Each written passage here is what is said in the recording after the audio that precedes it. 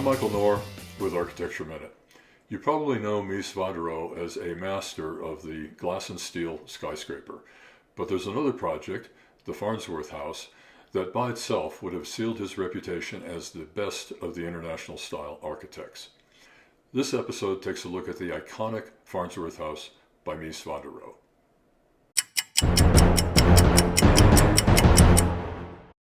Mies van der Rohe is a titan of 20th century architecture. His skyscraper designs, like the 1956 Seagram building in New York or the 1974 Chicago Federal Center, had a tremendous influence on modern corporate architecture. Mies's office buildings were meticulous explorations in minimalism.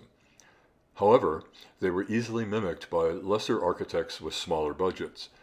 Endless repetition of cheap glass boxes tarnished the appeal of the modern international style. I like to turn to Mies's smaller projects to more fully appreciate why Mies is revered as a progenitor of modern architecture. We have a perfect example in the rural outlands of the Chicago Metroplex, the Farnsworth House. It was constructed between 1945 and 1951 for an enthusiastic fan of Mies, Dr. Edith Farnsworth. The house sits confidently on its site next to the Fox River, elevated 5 feet above the ground because of occasional floods. It is stunning in its simplicity.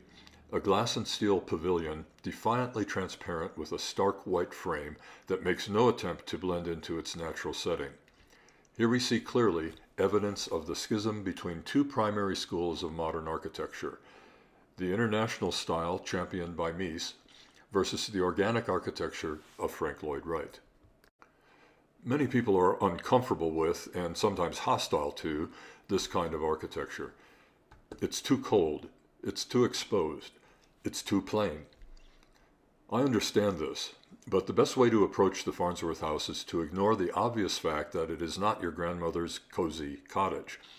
Instead, look at it as a work of art and judge it by its own rules. Also, instead of categorizing the Farnsworth House with Mies's skyscrapers, compare it to what I think is Mies's best project, the Barcelona Pavilion. We've talked about the Barcelona Pavilion before. It was built as the German pavilion for the 1929 World Fair in Barcelona. This open-air structure had few programmatic restrictions. For that reason, it is about as close as one might come to pure architecture. The form, the circulation pattern, the reverence for materials. The Barcelona Pavilion is really a monument unto itself. The Farnsworth House is in the same vein. It is a 1,500 square foot weekend retreat with one bedroom built to satisfy a single client. Don't judge it as a standard house. It is a simple pavilion for living. The second thing to consider when forming an opinion about the Farnsworth House is the attention to detail.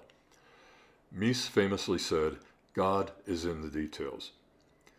Details in architecture mean how things are put together. Mies was obsessed with this. His details are clean and elegant. In lesser hands, such an attempt at minimalism would be a disaster. Mies pulls it off with elegance. The Farnsworth House is a work of art, beautifully crafted, not a line or plane unconsidered.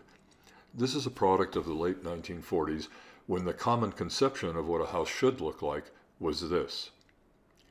There is nothing quite like the Farnsworth House. It showed a path forward for modern architecture.